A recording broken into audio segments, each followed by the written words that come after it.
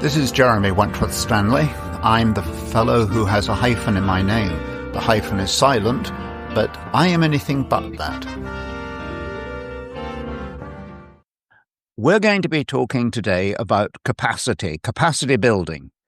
And in order to introduce the subject, we have Jeremy Wentworth-Stanley, the voice of Respectonomics, and my co-host, Sarah Benton. To the world at large, good, snowy morning, because that's what we've got here. Good morning. It's awful. Anyway, we're going to talk about capacity. And when you hear the word capacity, I think, most people think immediately of things getting bigger, possibly things getting better, but certainly bigger. And I'd like to sort of talk a bit about it in a different way. Most corporations, most individuals, when they talk about increasing capacity, they do it in a very sort of mathematical, forensic, empirical manner. They actually study the thing and say, yes, this is how we want to do it.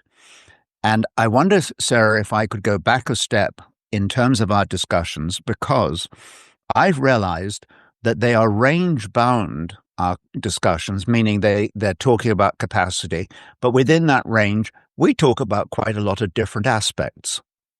And I've been thinking about that because I know that in good public speaking protocol, what you're meant to do is to take a single subject, restate it again, and then at the end of it all say what you did state. You know that formula? So you keep to one subject and that's it. Well, we don't do that, or at least I don't do that. I think you do, but I don't. And there's a reason for it, and an honest reason is because we're going to be talking about a subject. In fact, Respectonomics frequently brings out a subject, explores it. Different parts apply to different people at different times. So I don't think we want to say this is the only answer. I think it's more to say here are some issues that are worth putting on the table, worth taking home and thinking about and talking about. So it's broad brush for that reason, to give everybody their taste of their own smorgasbord. Right. Is that reasonable? Yes. So you'll let my mind do the wandering, yes? Yes. And will you be very cruel and bring me back to basics? I'm never cruel. Oh, crumbs. Well, it feels that way. Anyway, seriously, when we look at capacity, and I think another word to use is potential. One of the big problems is this, that when you look at capacity, certainly as from a human perspective, you say, I'm going to do more. In many cases, we're talking about doing more with what you already have. In other words, the better word instead of capacity is potential. Respectonomics works on one major principle, which is that most of us are operating below potential. And what we want to do is to give people the awareness of their potential and to show how they can close the gap between what they're actually doing and what they're capable of doing. Okay. Now, there's a side to that as well. If I'm talking about the Jeremy potential or the Sarah potential, one thing we should all agree on is we're not talking about somebody else's potential. Right. We're not talking about somebody else's capacity. And one of the problems in industry or corporations or politicians, they see something expanding somewhere else. And you know what they do? We want to get on that same train. So they get into this expansionary thing or this capacity building at a time when they probably shouldn't be doing it or should be more careful about it and so on. But you know that old thing about when somebody says, well, this worked for us, does not mean it works for you. That's fairly straightforward arithmetic. So when we talk about capacity, let's be very sure that we're talking about it ethically and what you might call philosophically, within one's own limits, one's own capacity, in other words. So that's point number one. Number two, if you're going to increase your capacity, you do so because you think there are going to be great rewards with it, yes? Yes. I mean, that seems like a reasonable point. However, when you go for the extra reward, you also go for the extra risk. So when we engage in capacity building, whether it's personal or whether it's corporate, let's say corporate just as a one-liner, organizationally, we must also agree that we will be engaging with potentially other risks as well.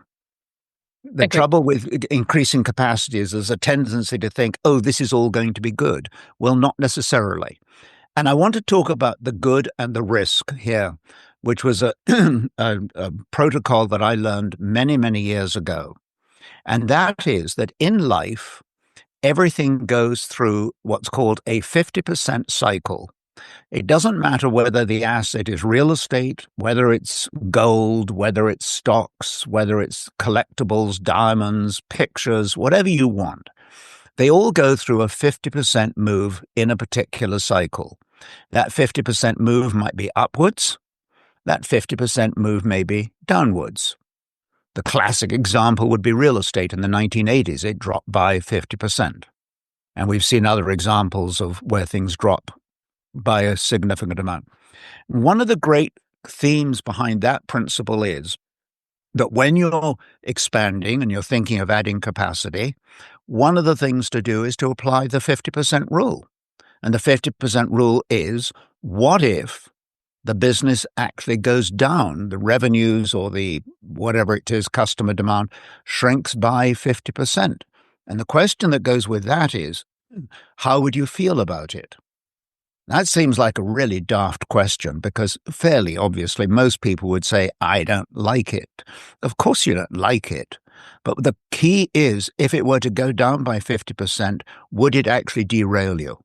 Would it, I mean, if I said to you, the value of your house has gone down by 50%, candidly, a lot of people would say, well, it doesn't really make any difference to me because it's where I live. Right. So nothing's going to change. The car is a particularly good example of that. It goes down in value by 50%, and you say, yeah, it's called depreciation. So all I'm pointing to is asking that question of how would you feel if it were to go down by 50% is an honest response to the guts and glory of expansion or increasing capacity. Now, the next thing I want to talk about in capacity is, and this is your world, Sarah, because you love to talk about what is the purpose of whatever we're doing, yes? The why. Yeah. Yes. Well, I'm going to pull the rug from underneath you. I'm sorry, it came from Latin. You won't believe this. You won't. Okay. I looked up purpose, and one of the things I found out is that the original word for purpose in Latin was, in fact, proposal. Mm. And that creates a very different dynamic. If we say, I am proposing to increase my capacity, or I'm proposing to do something, the basis of a proposal is collaborative. It's a little more, what should we say, generous than the word purpose. Purpose has a certain clinical, that's it, that's what we're going to do. Proposal, I mean, the classic example is in marriage when somebody says, I proposed to somebody. It's a collaborative kind of approach, one where one side says to the other, yes, that's a good idea. Let's go ahead. So one of the things about building capacity is it needs to be collaborative from all the people involved, whether it's a supplier, a customer, whoever it is. But the thing is that when we apply this idea of it being a proposal as against being strictly a purpose, I think we get a much better result. Mm. So I'm going to use the word, in fact, Respectonomics has always said its purpose is to restore dignity to human beings.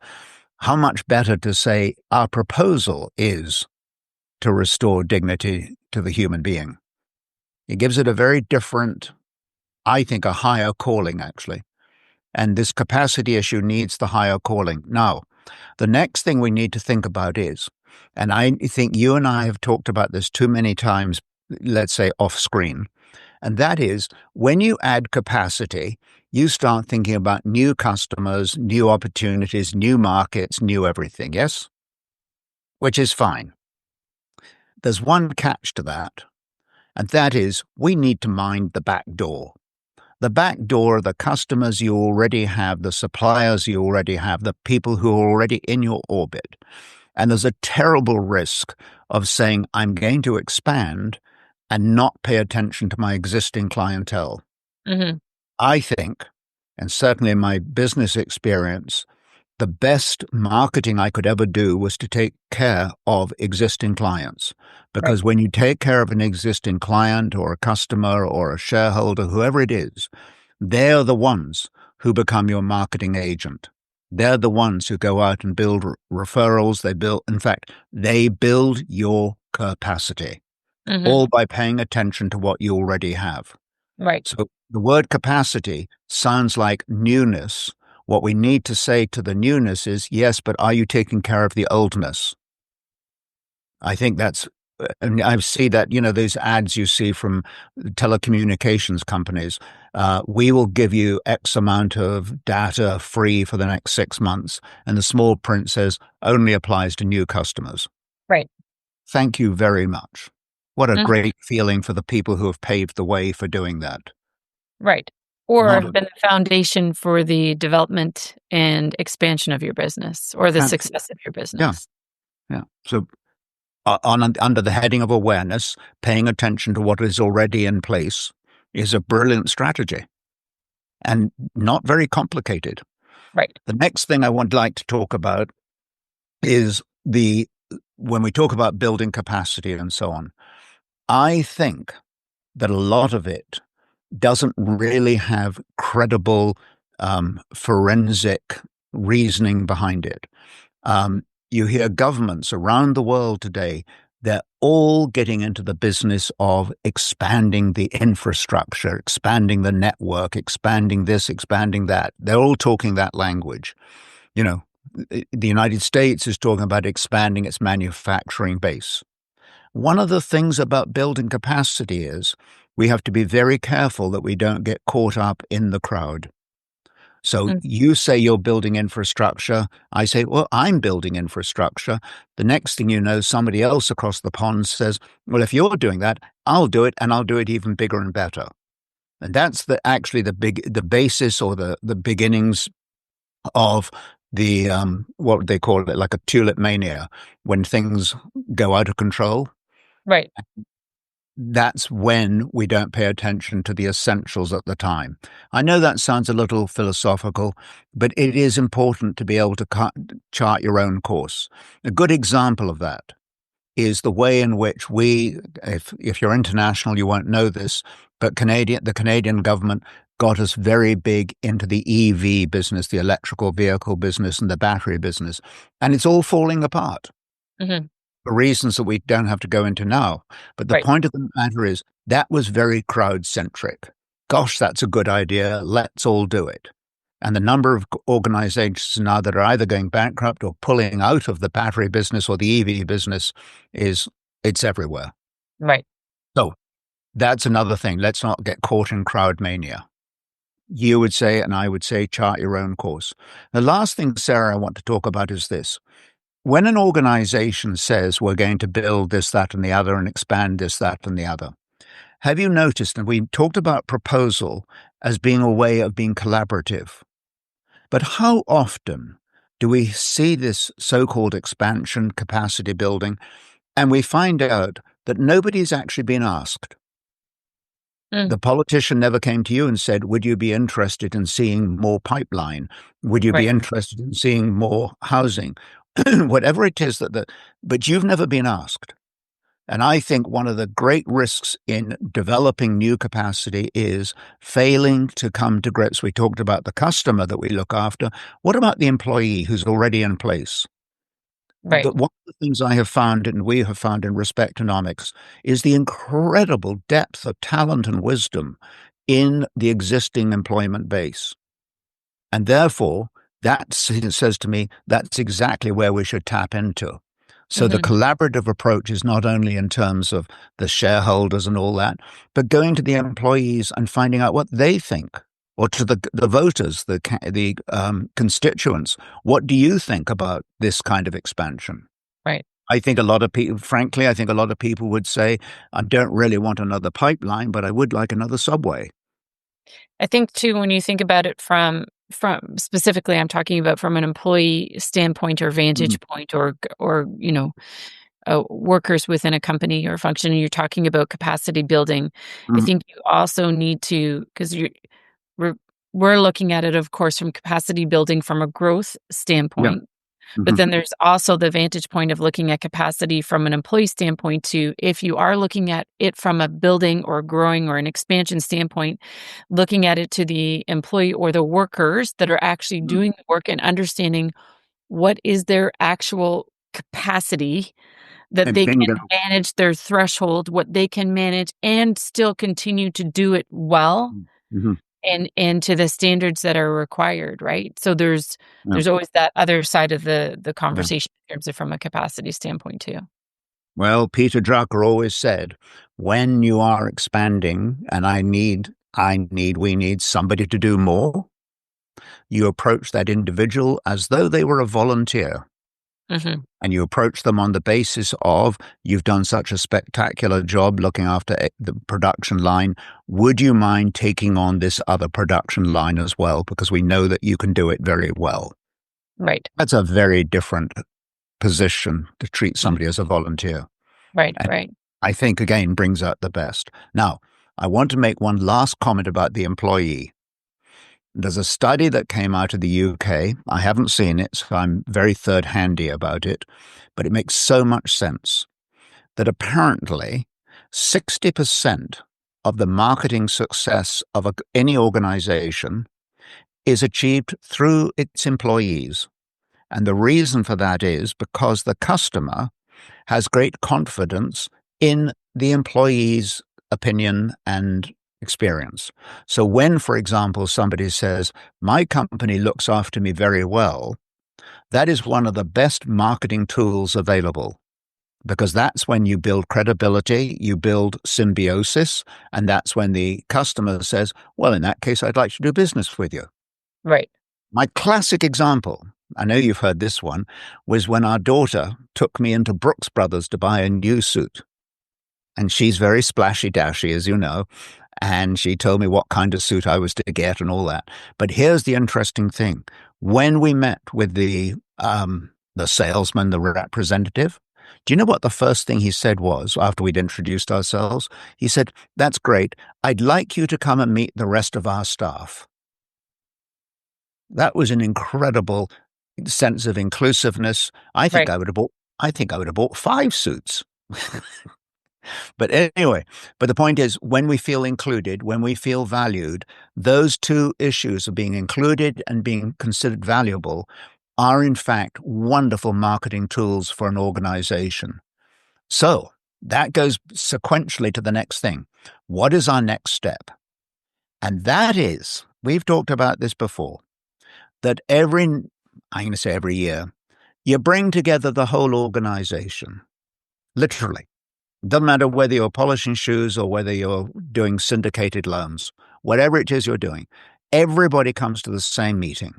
And we can do it today by Zoom. We don't have, we should do it in person, but we can do it globally. Bring everybody together and you ask one question: what is our business? And the reason for asking that question is the classic example of the two workers, and they're both welding.